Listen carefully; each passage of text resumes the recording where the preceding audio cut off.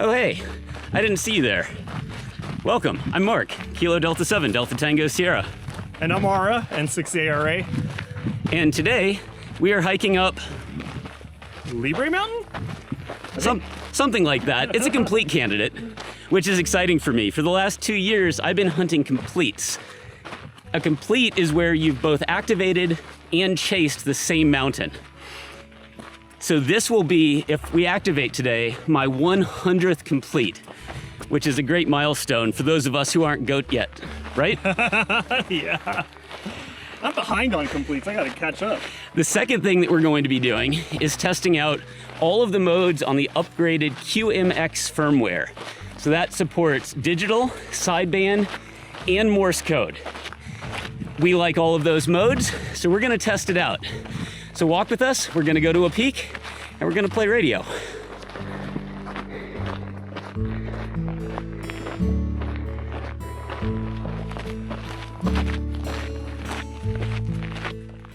It is now 9:20, and we're making good progress on the trail. Although, as Ara has observed, it is very hot out here. So we're gonna try to stay hydrated. We each have a couple liters of water.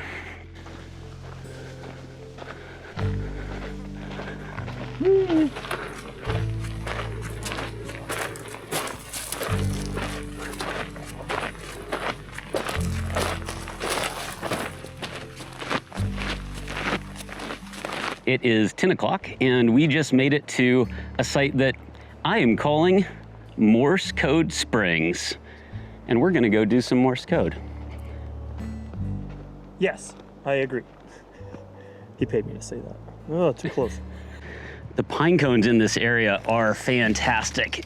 You don't get pine cones like this outside of California very often. Look at the size of this thing. It's bigger than my head.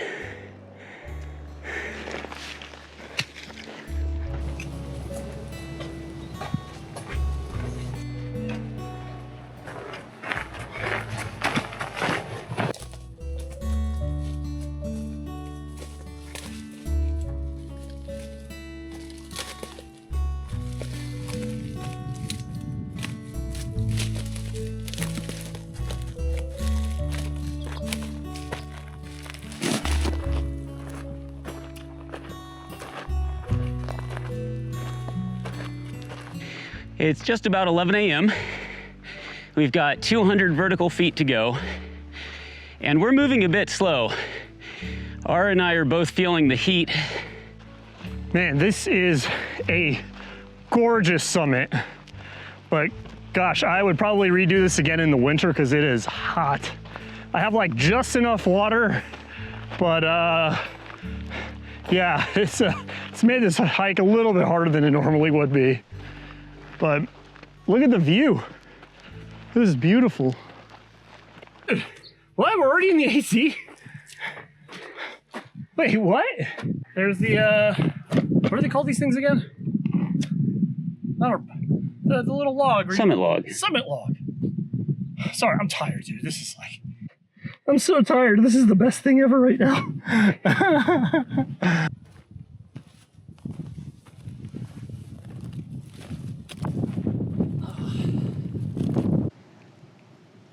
Well, since we're at the summit, it's time to put up an antenna. Today, I am using a K6ARK matching unit with N7KOM traps. This is a trapped tri-bander that I'm gonna set up as a vertical. I've got some twist ties to hold this into a bush, and a POTA 20 mast with the requisite HRCC sticker, and that's gonna get us in the air. Let's set it up. And today, I'm operating with a Nikon FE2 with a Kodak 400 TX loaded in there.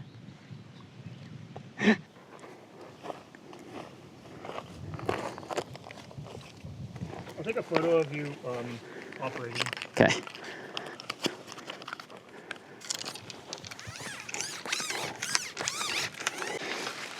There we go. All set up. There's the in. That's basically a vertical. And then the in will, oh, look at that. Perfectly come over to my operating stump. It's almost like I've set up this antenna before. All right, the antenna is set up. So now it's time to connect it to a VNA and see if we actually got a reasonable match.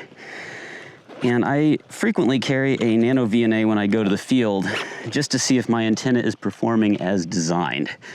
Never a guarantee when you set these things up while portable. I pre-calibrated this before I left the house, and hopefully it hasn't drifted that much. But let's see what we got. Looks like a beautiful resonance at 14.05, 1.6 to 1. We've got another resonance at 21.3 at 1.3 to 1, and a third resonance at 28.5 at 1.5 to 1. I think my antenna is antennaing today. So now we can throw that onto a QMX. Now, for those who haven't bumped into a QMX, this is one of my favorite field radios, and this is the entire radio kit. It's actually quite small, and I have a custom printed KD7 DTS case, courtesy of KN6P8Z, now W6DVN. These are just so small and so convenient, and if you're in the field and you have one of these 3D printed cases, they also serve to keep the radio at a nice angle while you use it and prevent scratching. So that's all hooked up. And then I've had folks ask what I use for batteries, and I am a big fan of these little night cores. They're not a ton of power, but you don't need a ton of power. And the nice thing about the night cores is if you pair them up with a USB-C trigger cable, the night core will put out a regulated 12 volts at the end. So we'll use that to run our radio. Let's see, does it turn on? Oh, it sure does. I'm running firmware version 1.02. This is the sideband firmware. Now we just need to connect it up and get on the air. What mode do you think we should start with, Ara? CW. CW, obviously. He's a man of class. So you got a new recording setup? Yeah, this is a K6ARK adapter board, and it lets me feed the radio in here. The recorder comes out here. I listen on earphones here, and then on this side, we have a lavalier mic. So that means I can talk into this, and it will record my voice on one channel, the radio on another channel, and feed all of that into this little Sony recorder with an attenuation on the radio channel down to the same level as the lav mic. That sounds complicated, but what it really means is I can get very high quality audio from the QMX so that you hear what I hear. Or at least that's the idea. I've never used it before. Let's see if it works. Is the frequency in use?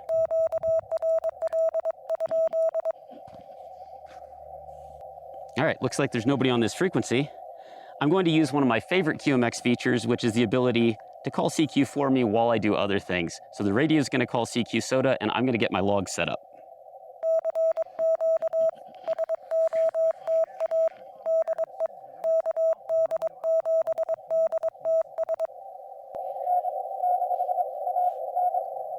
Oh, N6AN. Hey! David saves the day.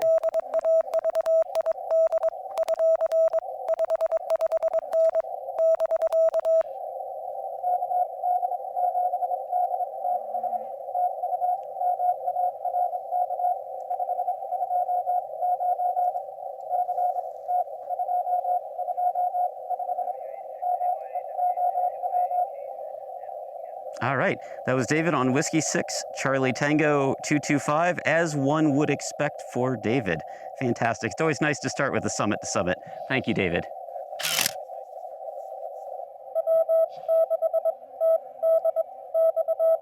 W6TDX, nice.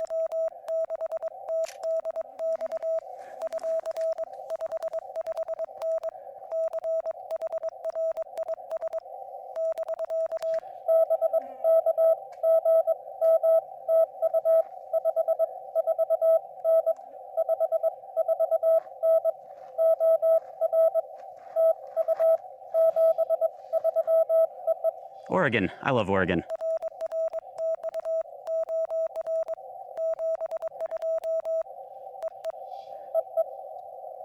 So today I'm going to be testing out a new product that I'm hoping to launch as early as today.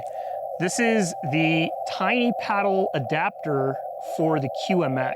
So you can actually plug your tiny paddle directly into your QMX, no cables needed, and operate it just like that. So it allows you to plug in directly like this, and you can now send, hitting the dit and dah, no cables. You just kind of hold this thing like a cell phone and go at it. And if you don't have a 90-degree audio cable, because sometimes some cables extrude out a little further and it makes it impossible to actually run this paddle this way, you can actually take it out, wedge the actual paddle out of the adapter and rotate it 90 degrees and lock it back in. And now, once you plug it back into the rig, you can now send CW this way. So, I'm gonna push it in all the way. There we go. Super easy.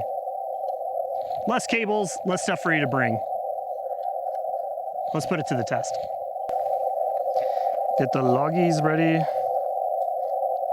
I think we need to say a few prayers given the band conditions right now.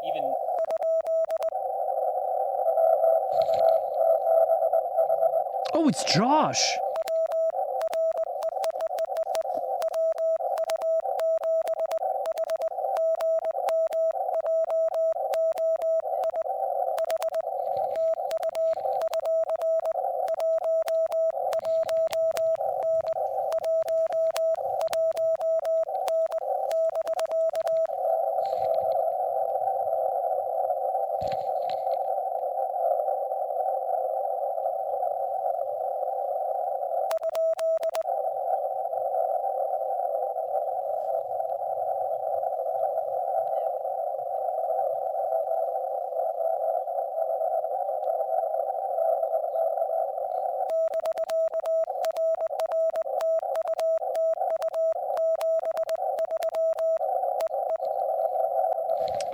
WW7D.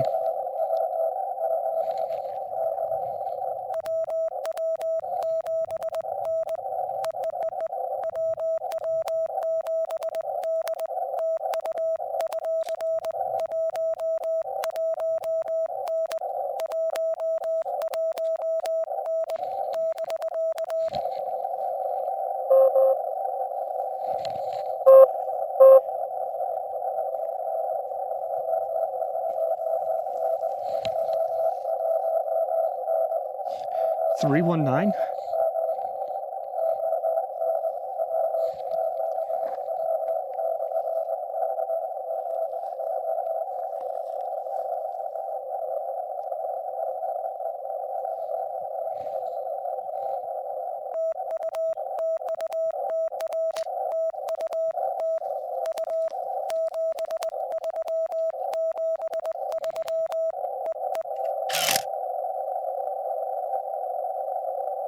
Well, you want to try it out?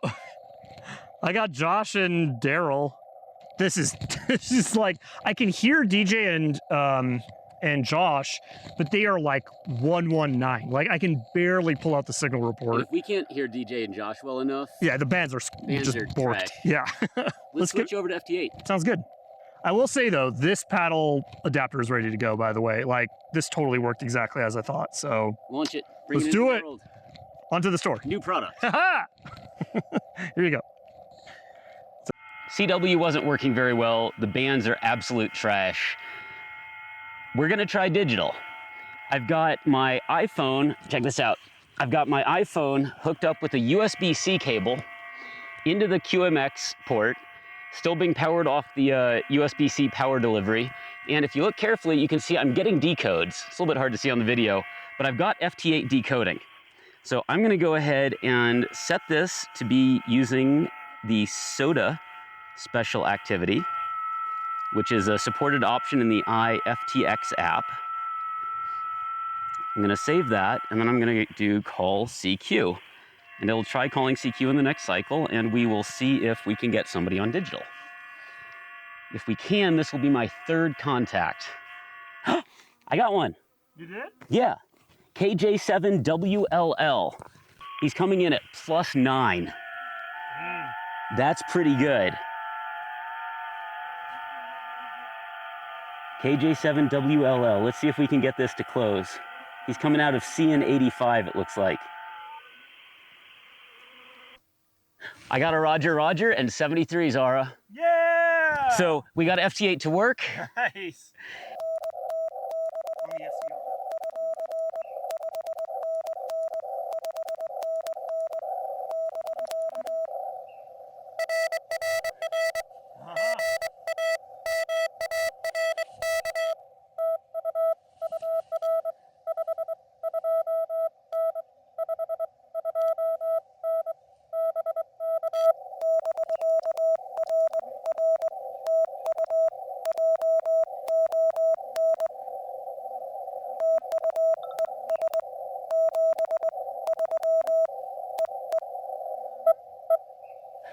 I got him, and ARA, that was my 4th contact, activating my 100th complete. Yeah! Woo!